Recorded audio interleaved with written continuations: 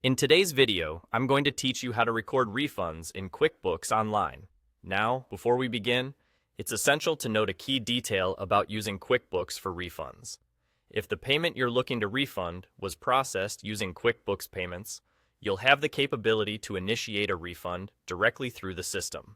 However, if another payment method was used, your only option might be to void the invoice or payment altogether. With that clarification in mind, let's walk through this process step by step. To get started, you want to direct your attention to the left-hand panel of your QuickBooks dashboard. Here, you're going to click on Sales. Doing so will give you access to a broader view of your sales activities. Next, within the Sales section, you'll find an option labeled All Sales. Go ahead and select this. This view lists all of your sales transactions, providing a comprehensive snapshot that you can easily search through. Now, your task is to locate the specific payment or invoice that you wish to refund. Once you've found it, click on it to proceed. This action will open a panel on the right side of your screen, displaying all the details related to the transaction. At the bottom right corner of this panel, you'll see an option labeled More Actions. Click on that.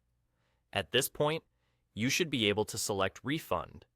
If instead, you see an option to void, this indicates that the payment you're trying to manage wasn't processed using QuickBooks Payments and therefore cannot be refunded directly through QuickBooks. If that's the case, you may need to consider alternative refund methods outside of QuickBooks. If you are able to proceed with a refund, clicking this option will automatically generate a refund receipt.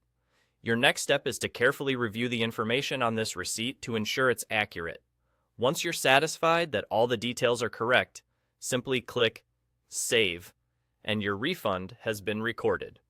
However, suppose you didn't initially use the QuickBooks Payments method, but you still need to refund the customer. In that case, you'll need to manually handle this within QuickBooks.